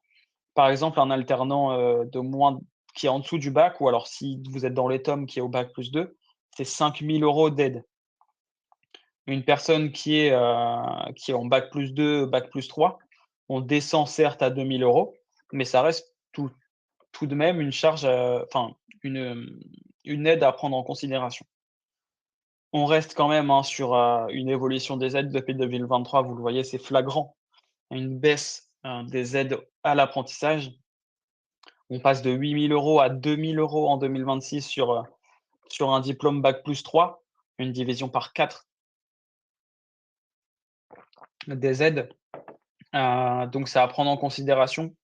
Ne fixez pas, hein, votre modèle sur l'embauche d'alternants tous les ans, et sur le fait de vous dire que, d'avoir un panorama sur 3 ans et vous dire que forcément vous aurez un alternant tous les ans. Il faut avoir en tête que ces aides, elles doivent être renouvelées tous les ans. Leur montant baisse. Donc c'est aussi quelque chose à avoir en tête, mais l'alternance reste un outil très important, sur la mise en place donc de la fidélisation. On peut fidéliser autrement que par la formation, par la flexibilité. On peut aussi fidéliser, par des avantages qui seront partiellement ou totalement exonérés de cotisations sociales, et on sait que globalement, c'est ce qui coûte le plus cher. Le premier de ces avantages, ce sont les titres restaurants. Les titres restaurants, hein, ça permet simplement de mettre en place un régime social, favorable, et qui permet donc aux salariés d'obtenir d'autres avantages que la rémunération. Comme je vous l'ai évoqué au début, hein, on parle de rémunération, brute globale, mais on parle maintenant globalement de package sur le reste, hein, titre restaurant, mutuelle, intéressement, et cetera. Et les titres restaurants font partie, des choix privilégiés des salariés en avantage autre que la rémunération. Pour les titres restaurants, il faut avoir en tête que la participation de l'employeur, elle est exonérée de cotisations sociales dans les limites fixées par l'URSSAF, pardon, et ça va venir permettre d'augmenter le pouvoir d'achat du salarié à moindre coût pour l'entreprise parce qu'on supprime, hein, globalement les cotisations sociales dans cette limite. Le pouvoir d'achat, hein, des Français, ça reste la première considération. Donc des titres restaurants, qui vont être financés en partie par l'employeur qui pourra bénéficier d'une exonération sociale, sur cette partie. C'est un outil de fidélisation qui est simple, visible, hein, puisque les salariés vont recevoir chaque mois des tickets resto, ils vont en avoir conscience, et qui est peu coûteux, ou en tout cas moins coûteux qu'une augmentation, de salaire équivalente. Si vous souhaitiez augmenter le pouvoir d'achat de vos salariés de 200 €, les tickets restaurants, vous les augmentez de 200 €, c'est-à-dire que vous en payez 100, et en plus de ça, vous avez une exonération, de cotisations sociales sur des limites fixées par l'URSSAF. On a un deuxième point, le forfait mobilité durable. Alors potentiellement sur des structures comme celle-là, c'est pas votre priorité. Qu'est-ce que le forfait mobilité durable? D'abord, ça permet à l'employeur de prendre en charge tout ou partie des coûts, hein, liés au domicile travail, heu, au trajet pardon, au trajet pardon, domicile travail, effectué avec des modes de transport qui sont alternatifs, hein, c'est-à-dire pas la voiture, et on sait que ça va augmenter drastiquement, hein, prochainement avec l'augmentation du carburant, que ce soit le vélo, le covoiturage ou les transports doux. Et ce dispositif, ce forfait mobilité durable, il peut être mis en place par accord collectif ou par DUE. C'est la même forme que l'aménagement du temps de travail qu'on a évoqué au début. sur le fait que vous allez simplement rédiger un document et l'appliquer vous-même. Et ça a un avantage, hein, c'est simplement que le versement, dans certaines limites, il est exonéré de cotisations sociales, toujours à prendre en considération. Et au-delà de l'aspect financier, ça peut permettre pour certains salariés, de devoir prendre en compte les attentes environnementales, mais aussi d'améliorer l'image de la structure. Et ça peut aussi servir, pour certains parents d'inscrire leurs enfants dans la crèche. Autre sujet, la prime de partage de la valeur, elle est très connue maintenant. PEPA, prime de la partage de la valeur, ça a changé de nom, mais globalement, ça reste la même idée. La PPV, ça permet de verser une prime aux salariés avec un régime social et fiscal avantageux, avec certaines conditions, hein, forcément. Mais elle présente plusieurs intérêts. D'abord, elle est flexible, c'est-à-dire que vous n'êtes pas tenu de la verser tous les ans, tous les 2 ans, tous les 3 ans, peu importe, vous décidez quand vous la versez. Vous pouvez la moduler en fonction de vos salariés. Alors, on a certains critères qui sont obligatoires, et qui sont limitatifs surtout. Vous pouvez décider de moduler le montant en fonction de l'ancienneté, du temps de travail, de la durée de présence. Donc potentiellement, si vous avez des salariés qui ont été absents énormément sur l'année, vous pouvez minorer de manière objective, hein, encore une fois, le montant qui leur sera versé et ça évite d'avoir une augmentation de salaire permanente puisque, encore une fois, vous êtes dans des structures qui sont relativement dépendantes du nombre d'enfants inscrits et donc vous avez peut-être l'incertitude sur les exercices suivants. Donc ici, vous pouvez maîtriser votre budget, choisir quand vous la versez. Ça reste, sympathique, on va dire, pour les salariés de recevoir une prime au moment de Noël, par exemple, et vous les versez uniquement si vous le décidez, donc peut-être uniquement dans les exercices excédentaires. L'épargne salariale, alors l'épargne salariale, ça sera peut-être un dispositif que vous mettrez en place quand vos structures sont plus grosses. L'épargne salariale, ça permet enfin, c'est un dispositif qui est plus contraignant d'abord parce qu'on a un formalisme très important, mais ça permet d'associer les salariés aux résultats de l'entreprise. Ce qu'on appelle l'intéressement et la participation globalement et donc vous allez avoir des salariés qui seront liés aux résultats de l'entreprise puisque si l'entreprise est excédentaire, ils vont recevoir donc des fonds, justement sur ce sujet. Ça permet de motiver les équipes, fidéliser et ça a un régime social plus favorable et avantageux. C'est aussi le sujet, de notre intervention, c'est aussi de pouvoir contourner, vraiment ces cotisations sociales qui sont très complexes à prendre en considération et de vous présenter donc les dispositifs qui vous permettent d'accorder des avantages aux salariés, sans que ce soit trop cher au niveau cotisation. Sur les leviers non financiers, puisque c'est le plus important, c'est important également, on n'a pas uniquement l'argent, on a aussi des choses qui ont un coût plus limité, mais qui ont un fort impact humain. Le premier point, c'est la qualité de vie au travail. La qualité de vie au travail, un bon climat social, forcément, ça réduit le turnover et on sait que c'est important dans vos structures, pour lesquelles il est difficile de recruter. Ça passe par une meilleure communication, encore une fois, ça peut passer par les entretiens annuels, des horaires plus souples et l'aménagement du temps de travail, l'attention portée à la charge de travail et les actions, de prévention des risques psychosociaux. La reconnaissance, encore une fois, la valorisation du travail, une autonomie, une implication dans les décisions et un feedback, c'est aussi ce qui permettra pour un salarié d'être plus fidèle. Un salarié qui s'entend très bien avec son gestionnaire de crèche, il sent que son travail est valorisé, il sent qu'il est autonome et qu'il peut prendre des décisions. Il restera plus souvent et plus longtemps dans votre entreprise qu'une personne qui n'a pas tout ça et qui est sujet potentiellement à du micromanagement sur certains points. Sur les précautions juridiques, c'est à vrai dire, c'est mon métier, c'est l'intérêt de ma présence. C'est aussi de sécuriser pour vous, heu, la mise en place de ces organismes, hein, si vous le souhaitez. Ça reste très intéressant, mais ça reste intéressant uniquement si ça ne crée pas de risque, hein, pour vous, donc il faut les sécuriser. Sur les conditions d'exonération, je vous ai évoqué, pour tous certaines limites d'exonération. Alors il faut avoir conscience que si on dépasse ces limites, ou qu'on ne respecte pas les conditions, l'URSSAF peut requalifier les avantages en salaire. Ça peut être à double tranchant, mais si vous versez une PPV et que vous ne faites pas attention et que vous choisissez un critère, de modulation qui n'est pas dans la liste limitative, et ben, vous aurez versé une prime de 200 € qui est totalement assujettie à cotisation. Ça peut doubler le coût de la prime qui est versée, donc c'est très important. Les risques, c'est forcément des redressements de cotisation, ce qui peut coûter le plus cher et des contentieux. C'est pour ça que c'est important, pour vous, de vérifier ou alors vous faire accompagner dans cette vérification sur les règles applicables qui changent très régulièrement, que ce soit le poste, les publications URSSAF, le code du travail et on l'a vu, les accords collectifs avec la convention collective. Le deuxième point dans ces cas-là et cette mise en place, c'est forcément de respecter l'égalité de traitement de salariés qui sont situés dans une situation comparable, doivent théoriquement bénéficier des mêmes avantages, sauf justification objective. C'est-à-dire que si vous avez 2 salariés qui globalement font le même métier, travaillent le même nombre d'heures par semaine, ont les mêmes diplômes, doivent bénéficier des mêmes avantages. Mais vous avez des critères objectifs permettant de justement, heu, pouvoir différencier les salariés, ancienneté, expérience précédente ou formation. L'employeur, c'est vraiment son objectif, c'est de mettre en place des critères qui sont clairs et transparents pour, en cas de contrôle, justifier, des inégalités de traitement.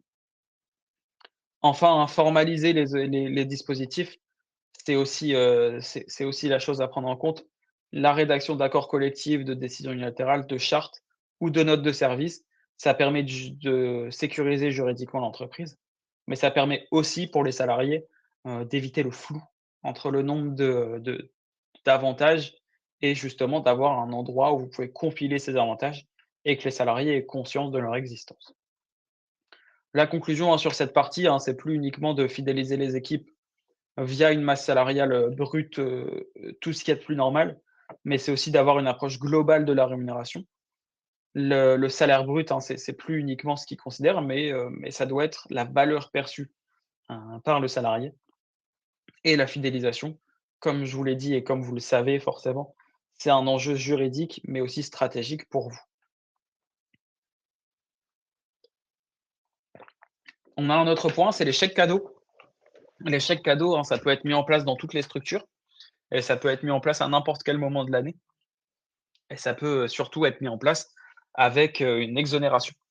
Une exonération jusqu'à 196 € par an, un chèque cadeau exonéré jusqu'à 196 € par année civile. Si le montant annuel ne dépasse pas ce seuil, l'exonération, elle est automatique sans justificatif. Mais si vous dépassez le seuil, théoriquement, vous n'avez pas d'exonération, mais vous pouvez justifier ces dépenses, sur la chose. 196, vous me direz, c'est peut-être énorme. D'autres me diront que c'est pas beaucoup. On a une dérogation pour certains événements. Potentiellement, vous avez pas beaucoup de salariés, vous êtes potentiellement très proche d'eux. Vous souhaitez leur offrir des cadeaux pour, certains événements, Noël, mariage, Pâques, naissance ou retraite. Vous vous dites: «Je vais éviter de leur accorder une prime, ça va me coûter le double». Je vais travailler sur, potentiellement des bons cadeaux, des chèques cadeaux. On a une dérogation par l'URSSAF, sur une liste officielle, hein. C'est pas des événements qui sont choisis, c'est une liste officielle de l'URSSAF qui est limitative. On peut aller jusqu'à la fête des mères, fête des pères, départ à la retraite, mais l'utilisation, des 196 €, mais surtout de ce qui dépasse des 196 €, parce que l'objectif, c'est d'être exonéré. Ça doit être utilisé dans le cadre du bien, de l'événement pour lequel est offert le bon d'achat. Si vous offrez un bon d'achat rentrée scolaire, forcément, on ne va pas permettre aux salariés de dépenser en carburant ou en nourriture. On peut, cibler des fournitures, des livres ou des vêtements. Et encore une fois, ici, on reste sur 5 du PMSS. Sur le plafond, c'est 196 € comme la limite précédente. Mais ici, on est sur une limite par événement et non plus, sur, une limite par année civile. Autre sujet, les chèques culture. C'est une alternative qui est à peu près de même valeur, si vous souhaitez, varier les plaisirs ou cibler des univers qui sont spécifiques. La réglementation française, elle permet, elle offre, des alternatives calquées, sur le même modèle, d'exonération totale de charges. On sait que la France, c'est un pays de culture, donc ça permet aussi de culture et de patrimoine, donc ça permet aussi de pousser les Français à consommer ces biens. En premier point, on a les chèques culture, ce qui a un avantage, les plus souples et les moins connus par les employeurs. Ils sont totalement exonérés de cotisations sociales et sans aucun plafond, sans aucun lien avec un événement. La seule condition, c'est simplement qu'ils doivent être exclusivement échangeables pour des biens ou des prestations culturelles. On a eu le cas, du pass culture pour les mineurs, de 300 € qui a fait beaucoup parler. Ici, vous pourriez, potentiellement mettre en place cette chose, chez vous et c'est 100 exonéré. Les chèques vacances, vous êtes majoritairement des structures à moins de 50 salariés sans, CSE. Vous pouvez attribuer des chèques vacances qui sont exonérés jusqu'à 30 du PMSS par an. Encore une fois, on réfléchit en année civile. Donc vous pourriez offrir des chèques vacances à hauteur de 1 200 € et qui seront exonérés. La simple chose, c'est que l'employeur doit moduler sa participation en fonction des revenus du salarié. Donc, on va pas pouvoir, financer «mieux» entre guillemets les vacances d'un salarié, qui gagne plus que le salarié qui gagne le SMIC. Enfin, sur le dernier avantage non financier, mais qui l'est quand même, qui déborde un peu du concept, de rémunération qui tombe à la fin du mois sur le compte en banque. On a les bons d'achat éco-responsables, ça rejoint aussi la démarche RSE sur le forfait mobilité durable. Encore une fois, on est sur la même règle, 196 € par événement hors événement, mais ça permet de valoriser la démarche RSE de votre structure. Encore une fois, on est sur une logique, de protection de l'événement qui est de plus en plus important pour les jeunes générations et donc potentiellement certains parents cherchent une crèche, qui met en avant, ces enjeux et qui protège, au maximum. On a présenté beaucoup d'avantages, mais on a des règles d'or à respecter forcément. Ces avantages qu'on a évoqués, les chèques vacances, les chèques culture, ne doivent pas se substituer au salaire. C'est-à-dire que si un salarié perçoit une prime contractuelle ou une rémunération, vous ne pouvez pas baisser son salaire en lui disant que vous allez lui octroyer 200 € de tickets, de pass culture, par exemple. Ça serait complètement illicite. Le principe de non-discrimination, l'objectif de ces passes, c'est que l'attribution, elle doit être collective. Vous devez cibler des catégories d'âge ou de situations, mais vous ne pouvez pas réserver, les chèques cadeaux uniquement aux salariés les plus performants. Ici, c'est potentiellement le seul point négatif, c'est qu'il est compliqué de récompenser, une performance individuelle par ces billets. Si vous voulez, récompenser une performance individuelle, il faudra passer par une prime classique et donc soumise à charge. Enfin, pour les bons qui sont liés à certains événements, il faut forcément respecter les échéances. Ça peut être compliqué à mettre en œuvre, mais les chèques, doivent être distribués au moment exact de l'événement. L'URSSAF tolère quelques semaines, mais pas plus. Le quatrième point, c'est la gestion des absences, la gestion la plus compliquée pour vous, avec un métier en tension et un métier potentiellement avec énormément d'absentéisme. 2 réalités, en réalité. L'absence des salariés, ça c'est facilement pris en œuvre et l'absence des enfants. Potentiellement, si des parents sont en vacances, ils vont garder leur enfant à la maison et pas vous les apporter. L'urgence et les heures complémentaires, vous pouvez être tenté, de demander à vos salariés de faire des heures complémentaires ou supplémentaires, en cas d'absence d'un de vos salariés ou en cas d'augmentation, du nombre d'enfants sur une période. Ici, normalement, le respect du délai de prévenance s'impose. Ça peut être un piège, d'être tenté d'augmenter le salaire, de demander aux salariés, «Tiens, ce soir, tu fais 1 heure de plus». Mais la règle juridique, c'est normalement, de prévoir un délai de prévenance de 7 jours ouvrés. Alors ça peut être long et ça l'est, ils ont considéré un délai d'urgence pour les remplacements qui est porté à 3 jours et vous pouvez encore aller en deçà de ces 3 jours, mais ici, encore une fois, c'est en cas d'accord écrit du salarié. C'est important, de l'avoir en tête. Sur les heures complémentaires, vous pourriez être amené à vouloir à ce qu'un salarié travaille beaucoup plus pour compenser l'absence d'un autre. Ici, il faut toujours avoir en tête, comme je vous l'ai, expliqué, qu'un salarié à temps partiel ne doit pas travailler 35 heures sur une semaine. S'il travaille 35 heures sur une semaine, c'est une requalification immédiate en contrat à temps plein. Alors je dis immédiate, c'est à prendre avec des pincettes, c'est-à-dire que s'il va au prud'homme, il obtiendra automatiquement cette requalification, mais encore faut-il qu'il aille au prud'homme. On a un risque pour vous, puisque vous êtes une profession qui travaille avec les jeunes enfants. Il faut forcément les protéger via le code de la santé publique. On a l'infraction pénale de sous-effectif. Vous avez forcément un taux d'encadrement qui est imposé. Le taux d'encadrement, il change de temps en temps, mais si vous ne respectez pas ce taux d'encadrement, vous pouvez être condamné, soit à un manquement à l'obligation de sécurité, à une mise en danger d'autrui, voire à une fermeture administrative et à des amendes, dans le pire des cas. Vous pourriez aussi avoir le droit de retrait des salariés plus exceptionnel. C'est le fait qu'un salarié, hein, qui est en sous-effectif et qui gère seul ou alors à 2 la structure, pourrait estimer que la situation elle est, intolérable et qu'elle met en danger, sa santé et la sécurité des enfants. Donc il va venir heu, se retirer de son poste et on n'aura théoriquement aucun retrait de salaire ni de sanction qui pourra lui être infligée. Encore une fois, ici, c'est assez théorique. Pourquoi? Parce qu'il faut que le salarié aille en contentieux et on sait que le contentieux, c'est très long et très cher. Le CDD de remplacement, ça peut aussi être une logique. Le CDD de remplacement, il va vous être présenté comme première alternative, pour remplacer un salarié absent. Maintenant, il faut avoir en considération que le salarié, en CDD, il faut le trouver, il faut le payer et il faut aussi lui payer une précarité.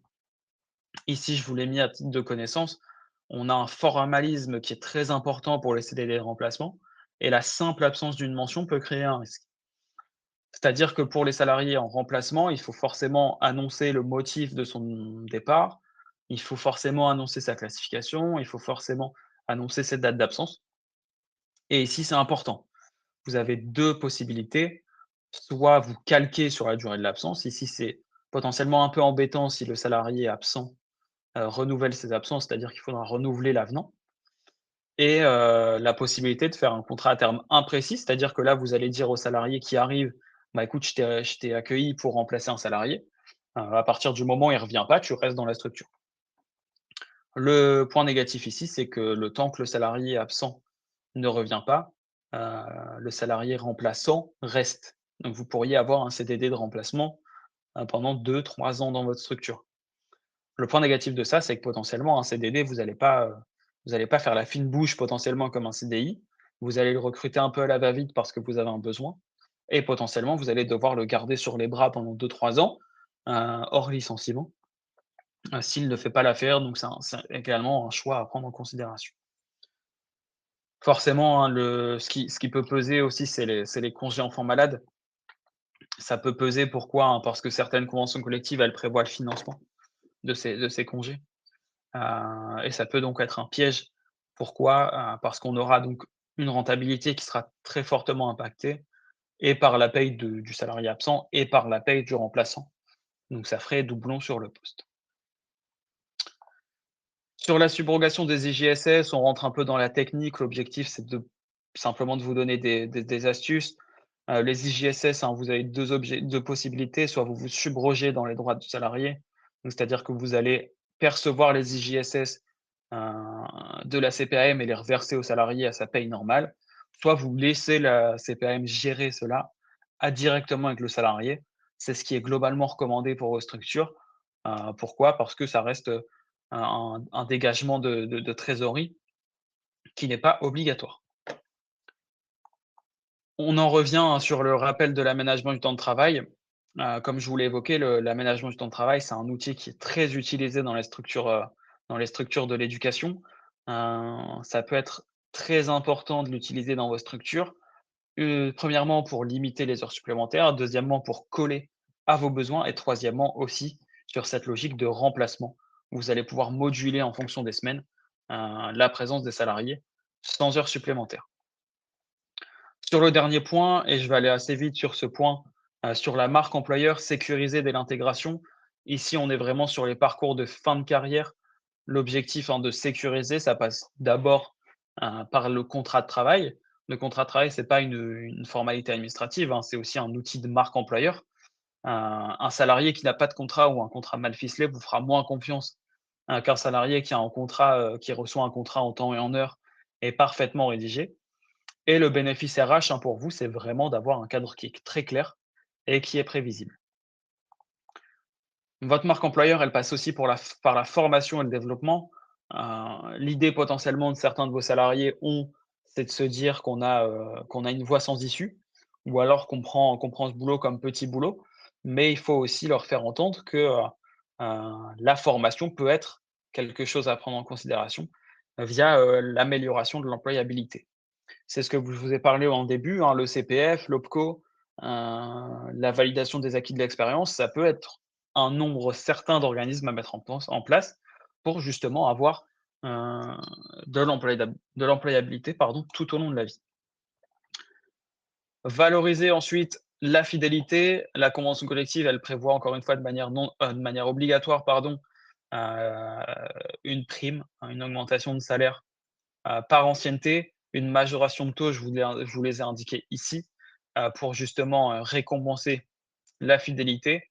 Encore une fois, c'est pas une faveur que vous leur faites, c'est un droit pour les salariés, une obligation pour vous, mais vous pouvez vous en servir, hein, comme argument, simplement pour dire que, des salariés dans vos structures touchent cette ancienneté et cette prime d'ancienneté et donc que, financièrement, vous récompensez, la fidélité. Sur la prévention et la santé, comme je vous l'ai dit, on est sur une fonction qui nécessite de se baisser régulièrement, de porter des enfants. Donc dans le métier, hein, le 1er outil de travail, c'est le corps. Il faut absolument le protéger. Heu, on est vraiment sur des troubles musculo-squelettiques qui sont très importants. Donc l'objectif, c'est aussi de se dire que, la protection de la fin de carrière passe aussi par la protection de la santé. Donc organiser, hein, potentiellement les visites médicales, plus régulièrement que ce qui est obligatoire. Enfin, on peut transformer l'expérience en statut qui est gratifiant, soit par le tutorat, soit par les GPEC. Ici, c'est important de l'avoir en tête. Potentiellement, le tutorat, ça peut permettre au salarié de se renouveler. Peut-être qu'il est là depuis 5, 6 ans et qu'il s'ennuie un peu dans son poste. Il peut prendre sous son aile, entre guillemets, des apprentis que vous allez accueillir chez vous avec des aides. Donc ça peut être une bonne chose à prendre en considération. Sur la fin de carrière, ensuite, on a des outils qui sont importants et qui doivent être pris en compte. Premièrement, la retraite progressive, tout le monde le connaît, c'est-à-dire qu'on va diminuer le temps de travail d'un salarié qui commence à toucher une partie de sa retraite. Ça peut être mis en place. Mettre en place des plans d'épargne entreprise, donc c'est-à-dire que vous allez placer de l'argent, enfin le salarié va placer de l'argent sur un plan d'épargne pour sa retraite et enfin, avoir en tête qu'un salarié qui part à la retraite avec une indemnité, de départ à la retraite qui n'est pas très élevée et il faut avoir en tête que votre convention collective ne prévoit pas, de montant plus élevé. Et enfin, un salarié qui part à la retraite dans des bonnes conditions, c'est un ambassadeur, hein, pour votre structure, où le bouche à oreille est vital. C'est forcément inestimable. Si vous avez des questions, on n'aura potentiellement pas le temps de les évoquer pendant, cette présentation. Vous pouvez me contacter à l'adresse que vous voyez ici pour toutes les questions juridiques et sociales. Je vous remercie et je laisse la parole à Lily. Merci beaucoup Sébastien pour ton intervention. Je reprends du coup la parole pour une dernière partie, sur la structuration de sa croissance et donc notamment pour les le multistructure. Donc, une fois qu'on a, que vous disposez de plusieurs crèches. Donc au niveau du multistructure, ce qu'on retrouve souvent de fait, c'est soit un schéma où, le dirigeant va détenir en direct des plusieurs parts dans différentes sociétés de microcrèches. Donc par exemple sur cet exemple, le dirigeant détient des parts dans la crèche A, B et C, donc dans 3 microcrèches différentes. Ou alors il y a, un autre schéma qu'on retrouve, c'est, la création d'une holding et donc le gérant va détenir les parts de la holding qui elle-même va avoir, la détention des 3 microcrèches en dessous. Et donc ce choix par la holding, il est souvent fait, puisqu'il permet de faciliter, la circulation de trésorerie entre les différentes crèches. Il permet également de faciliter le financement, puisqu'il permet de contracter les emprunts au niveau de la holding, pour ensuite pouvoir, les utiliser racheter ou pour créer de nouvelles crèches. Et puis il permet ce schéma permet également de protéger le dirigeant, puisqu'il va permettre de centraliser la direction au niveau de la holding et donc limiter les risques financiers d'une structure sur les autres structures. Donc c'est pour ça que ce schéma est très souvent utilisé dans le multistructure. Mais donc, je vais en évoquer les problématiques qu'on rencontre avec ce schéma de la détention de parts dans une holding qui elle-même détient donc les différentes microcrèches. En effet, donc au niveau de ce schéma cible, on a plusieurs problèmes. Donc tout d'abord au niveau de la remontée de je t'ai passé au niveau de la remontée de rémunération qui est plus ou moins, complexe, avec cette structure. Puisque, en effet, le dirigeant, il va pas se faire payer par les différentes, structures, de microcrèches, mais c'est la holding qui va le rémunérer et donc la holding, elle doit ensuite facturer, ce qu'on peut appeler les services de gestion, donc du dirigeant aux différentes, crèches, filiales, donc aux différentes, sociétés filles. Donc ce qui fait, plus de gestion puisqu'il faut refacturer ces différents services, donc de mise à disposition, du dirigeant. Donc en constat, c'est qu'on peut dire que ce mécanisme, il est techniquement complexe à mettre en place et également à justifier, juridiquement. Sur le plan juridique, compliqué en plus à justifier. Donc voilà, au niveau de la complexité de gestion et de plus, ce point, il va avoir une contrainte assez importante, c'est au niveau de l'application de la TVA. Si on a une holding animatrice, puisque, en effet, quand la holding, animatrice, elle va facturer donc ses services de gestion, donc aux sociétés filles, aux microcrèches, donc que détient la holding, on va avoir de la TVA. Et donc comme les microcrèches, donc les sociétés filles sont exonérées de TVA, on ne va pas pouvoir la récupérer. Donc, je rappelle que les microcrèches possèdent l'exonération, sur la TVA. Donc on ne pourra pas récupérer la TVA sur la facturation de ces services et donc ce qui va faire que, par exemple, pour 20 000 € de rémunération, annuelle, cela représente un coût de 4 000 €, donc qui ne peut pas être récupéré côté FIC, donc au niveau des microcrèches. Donc ce qui fait que c'est le point majeur, donc rencontré avec ce schéma cible de détention d'une holding qui détient les microcrèches, c'est qu'on va avoir, la perte de la TVA du côté des sociétés filles, donc des microcrèches. Et puis, comme je l'ai évoqué, c'est aussi des complexités juridiques et de gestion, de facturation à réaliser pour les services, de gestion réalisés par le dirigeant. Donc ce qui fait également des frais comptables et juridiques supplémentaires. Donc même si c'est une méthode qui est très souvent, rencontrée, donc cette structuration avec la holding, il y a d'autres formes d'autres structurations qui peuvent être, mises en place et qui vont pouvoir répondre à ces différentes problématiques. Et donc on retrouve 2 possibilités, donc qui vont pallier, partiellement ou complètement à ces problématiques. Tout d'abord, la possibilité numéro 1 de transformer donc les sociétés FIT, donc les microcrèches en, sociétés à responsabilité limitée, donc pour pouvoir se rémunérer à la source et puis au niveau de la holding. Donc ça va permettre, d'économiser la TVA. Puisque, du coup, ça va éviter cette déperdition, fiscale en se rémunérant directement auprès des sociétés filles, donc auprès des différentes SARL, créées.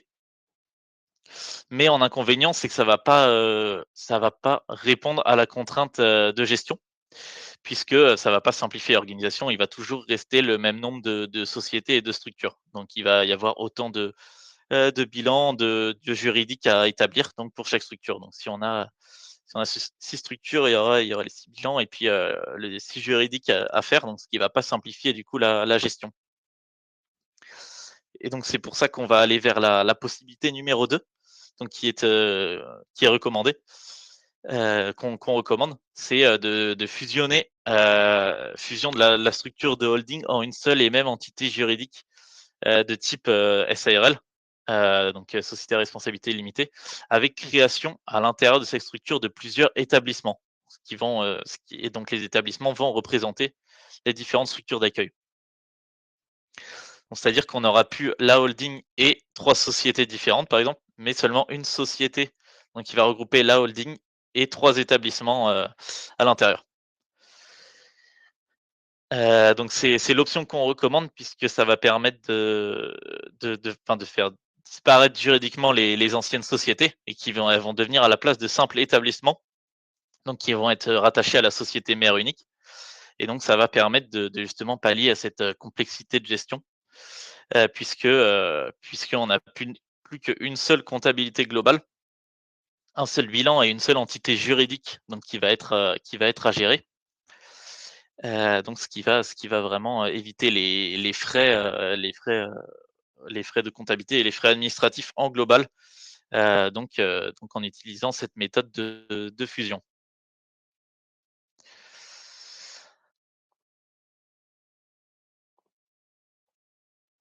Donc comme je le disais, c'est que ça va permettre de, la excusez-moi, alors du coup, c'est un peu tout ce que j'ai évoqué déjà, c'est que la fusion du coup va permettre de mettre fin aux complexités juridiques et puis, ce qui est rajouté dans cette, slide, c'est qu'en plus le commissaire à la fusion est non obligatoire pour ce schéma juridique, donc pas de frais en plus sur ce point-là. Donc comme je l'ai évoqué, donc on aura, une seule et même structure, avec la société mère, puis des établissements à l'intérieur de l'entité juridique. Donc les avantages, donc la simplification juridique, fiscale et de gestion. Par contre, les inconvénients, c'est que comme on n'aura plus qu'une seule, comptabilité, donc au niveau de l'entité juridique, on va être obligé de mettre en place une comptabilité analytique obligatoire et la vente pourra se faire seulement par le fonds de commerce. Donc c'est les 2 inconvénients de cet impact de la fusion, mais qui permet, tout de même de ne pas avoir, la contrainte, liée au problème de TVA, ni à la gestion administrative et fiscale. Et donc petit focus du coup sur la comptabilité analytique puisque l'impact de cette fusion, c'est d'avoir, du coup une comptabilité analytique de manière obligatoire, afin de pouvoir tout de même distinguer les flux entre chaque structure d'accueil, chaque établissement donc à l'intérieur de l'entité. Donc il va falloir mettre en place, une comptabilité analytique avec la codification pour chaque dépense ou chaque facturation, afin de pouvoir suivre un résultat par entité. Donc ce qui va permettre de pouvoir vraiment suivre, la gestion de chaque établissement et puis de toujours, identifier là où on va retrouver les problèmes ou là où on a une bonne gestion, donc de pouvoir suivre comme si on avait les différentes, sociétés, donc en tout cas d'un point de vue comptable. Donc c'était tout pour ce point sur la partie multistructure, qui permettait de montrer un peu les recommandations qu'on pouvait avoir là-dessus avec un schéma par la holding qu'on voit très souvent, alors qu'il peut y avoir d'autres utilisations qui permettent de diminuer les problématiques, qu'on rencontre avec ce schéma. Heu, donc voilà sur ça, n'hésitez pas si vous avez des questions. Donc maintenant ou alors que comme l'a dit, Sébastien pour sa partie à lui envoyer directement les questions par mail et puis, à moi également, pour la partie comptabilité. Et donc juste si je reviens, j'avais vu que dans le chat tout à l'heure, j'avais une question sur la première partie où j'avais positionné 3 500 € le loyer, pour, l'exemple au niveau de l'option de la TVA et donc pour répondre à madame Lacroix, oui, c'est vrai que c'était un exemple de loyer qui fait partie de la fourchette haute, donc on voit de temps en temps, mais pas tout le temps, mais c'était un exemple positionné pour cette option, mais en effet, avec un loyer plus faible, l'option à TVA peut être une bonne, peut-être un avantage et donc à choisir, donc ça va dépendre du loyer qui est fixé, donc pour répondre, au paiement de l'annuité, auprès de la banque. Et donc voilà pour la question qui a été posée. Donc n'hésitez pas s'il y en a d'autres. Pas si tu avais un truc à rajouter Sébastien Non, non, ou non, pas? sur le fond, effectivement, on reste disponible, Mmh. pour répondre à vos questions. Je pense que c'est le plus important d'être accompagné quand on crée une structure ou même quand on la dirige. Ça peut parfois être effrayant, hein, surtout sur le nombre de choses à savoir. Donc Oui, n'hésitez pas à nous contacter par mail ou par téléphone. Vous avez toutes nos informations, sur la dernière, slide du support qui vous exact. sera transmis Qui vous sera transmis. juste après la fin de la visio. Je Exactement. pense Ouais, qu'on peut remercier tout le monde et clore cette visio. exactement. Heu, Merci à tous pour votre attention. Bonne journée. Au revoir.